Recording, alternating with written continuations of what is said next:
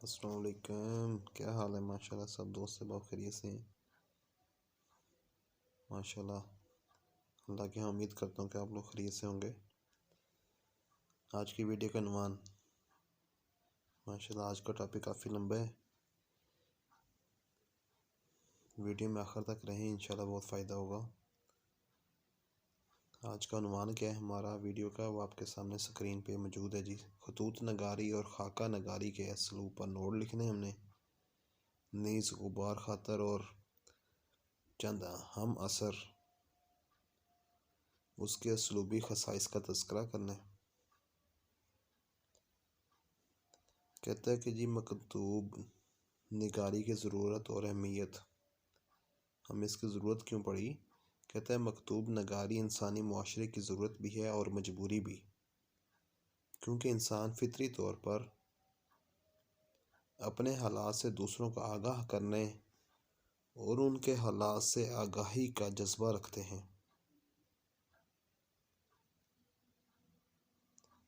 کہتا ہے مکتوب نگاری انسانی معاشرے کی ضرورت بھی ہے اور مجبوری بھی، کیونکہ انسان فطری طور پر اپنے حالات سے دوسروں کو آگاہ کرنے اور ان کے حالات سے آگاہی کا جذبہ رکھتے ہیں۔ دوسروں تک پیغام پہنچانے کا سب سے بڑا ذریعہ خطوط ہی رہے۔ خطوط کو اس حد تک اہمیت حاصل ہے کہ اسے آدھی ملاقات کا درجہ حاصل ہے۔ بظاہر خطوط نویسی یا مکتوب نگاری ایک عام سی سادہ سی تحریر ہے، لیکن اس کے باوجود ایک مشکل اور باقاعدہ فن کی حیثیت رکھتی ہے۔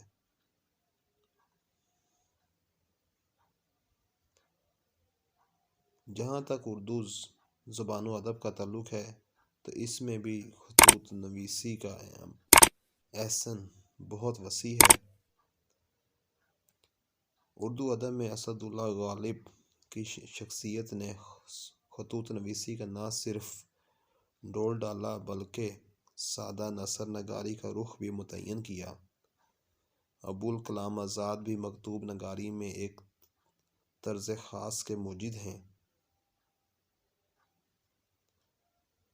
غبار خاطر میں شامل خطوط کا ادبی مقام و مرتبہ کی بات کریں تو کہتا ہے مولانا ابوالکلام نے 10 برس کے سن سے نظم و نثر لکھنے کا شیوہ اختیار کیا اور سن 1899 میں نیرنگ عالم کے نام سے رسالہ جاری کر کے صحافتی زندگی کا آغاز کیا۔ کب سے جی؟ سن 1899 میں انہوں نے ایک رسالہ جاری کر کے اپنے صحافتی زندگی کا آغاز کیا۔ اس کے بعد لوگوں کی تمنا و خواہش تھی کہ یہ خطوط انگریزی اور دیگر مقامی زبانوں میں بھی ترجمہ کر کے شائع کیے جائیں، لیکن ابوالکلام آزاد راضی نہ ہوئے۔ ابوالکلام نے چند مکاتیب کے سوا تمام مکاتیب ایسے اسلوب میں لکھے کہ ان کا کسی دوسری زبان میں صحت و ذوق اور معیار کے ساتھ ترجمہ نہیں ہو سکا۔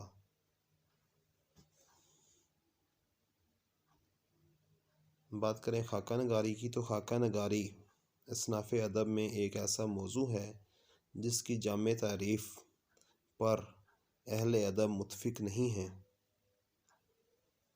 بعض تنقید نگار اسے مرقع سیرت نگاری، شخصیت نگاری کا متبادل تصور کرتے ہیں اور بعض اسے مختصر سوانح نگاری کا نام دیتے ہیں۔ بقول خلیل انجم، خاکہ کا فن بہت مشکل اور کٹھن فن ہے۔ اسے نثر میں غزل کا فن کہا جا سکتا ہے۔ غزل کی طرح خاکے میں محدود الفاظ میں طویل مطالب مختصر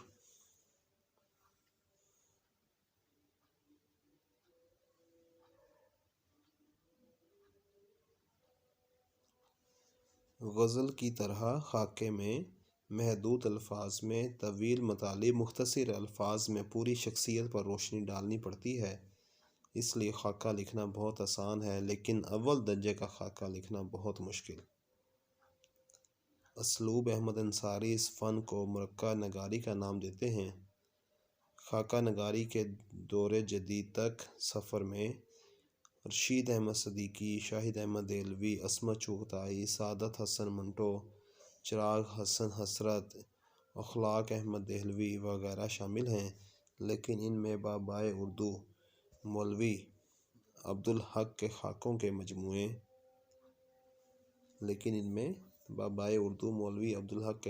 کے مجموعے ہم عصر کو جتنی شہرت و مقبولیت میسر آئی، اس کی مثال اردو ادب میں کم ملتی ہے۔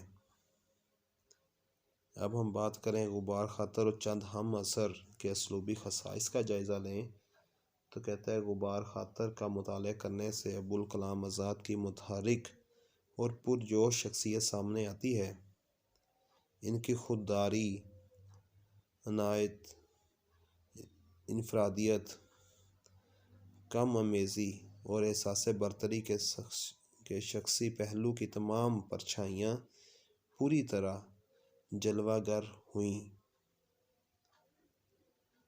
اسلوب کی خصوصیات کی بات کریں تو کہتا ہے طبیعت کا احوال، ان کے بہت سے مکاتیب میں ان کی اس اضطراب طبیعت کا احوال تحریر ہے اور مایوسی کی بجائے یاس و امید کی شمع روشن کر رکھی ہے۔ فلسفانہ نقوش کا اظہار کی بات کریں تو آزاد نے اپنے فلسفانہ نقوش اور بہت سے مکاتیب ثبت کیے ہیں۔ جب جیل کی کوٹری میں اپنی زوجہ کے انتقال کی خبر ملتی ہے تو اس کا اظہار بھی انہوں نے بڑے قرب سے کیا ہے۔ 19 اپریل کو زہر غم کا پیالہ لبریز ہو گیا اور قلم اٹھا کر لکھ ڈالا۔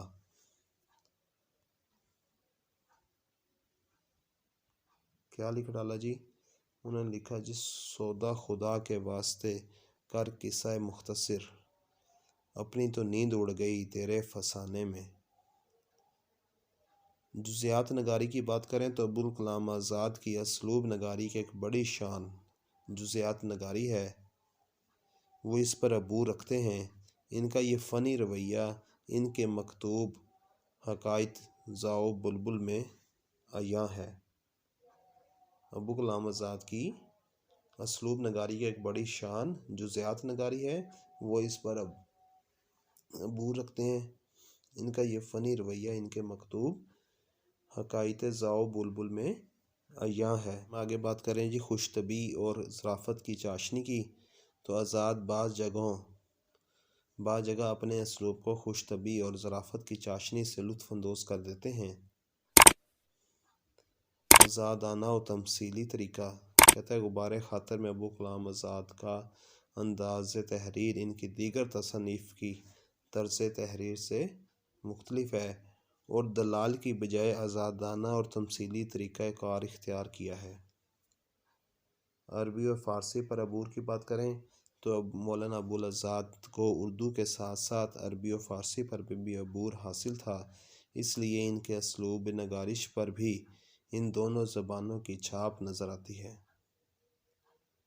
خود کلامی کا عنصر کی بات کریں تو کہتا ہے آزاد کی تحریروں میں خود کلامی کا عنصر بھی چھایا ہوا ہے۔ پھر ہم بات کرتے ہیں چند ہم عصر کا اسلوب کی تو کہتا ہے بابائے اردو مولوی عبدالحق چند ہم عصر میں ایک صاحب اسلوب نثر نگاری کی حیثیت سے سامنے آتے ہیں۔ پہلے ہم نے بات کی غبار خاطر کی، تو اب ہم بات کر رہے ہیں چند ہم عصر کی، جس کے کیا ہیں جی بابائے اردو مولوی عبدالحق اس کے مصنف ہیں۔ کہتے ہیں سادہ اہم فہم زبان کا استعمال کیا گیا ہے۔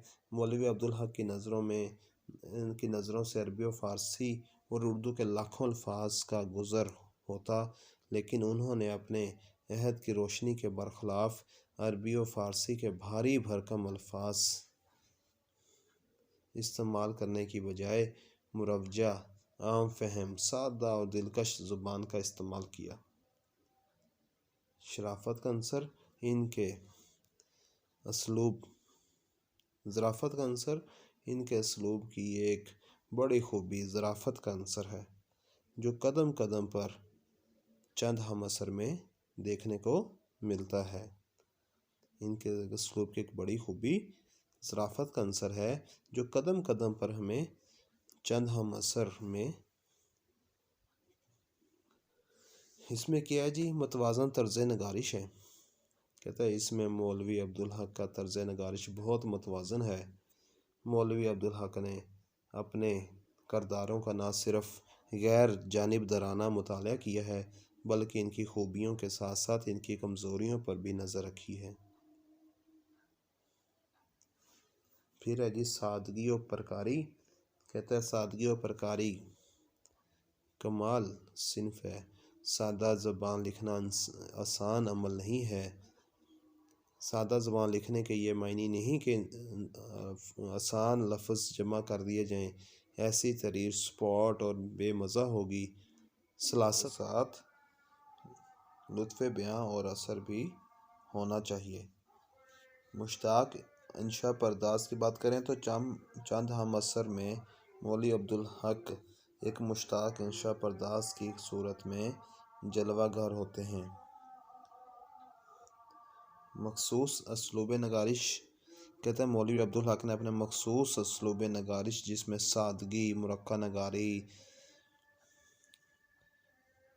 شخصی مطالعہ سے کام لے کر رنگا رنگ تصویریں بنائی ہیں۔ کہتے ہیں مولوی عبدالحق نے اپنے مخصوص اسلوب نگارش جس میں سادگی، مرقع نگاری اور شخصی مطالعہ سے کام لے کر رنگا رنگ تصویریں بنائی ہیں۔ امید کرتا ہوں آپ کو ویڈیو اچھی لگی ہوگی۔ ویڈیو اچھی لگی ہو تو اس کو لائک کر دیں، زیادہ سے زیادہ دوست احباب کے ساتھ شیئر کریں، چینل کو سبسکرائب کر لیں، ساتھ میں بیل آئیکن ہوگا اس کو پریس کر دیں تاکہ میری طرف سے جو بھی ویڈیو اپلوڈ ہو اس کا نوٹیفیکیشن آپ لوگوں تک پہنچ جائے۔ بہت شکریہ، اپنا ڈھیروں خیال رکھیں، دعاؤں میں یاد رکھیں۔ جزاکم اللہ خیر۔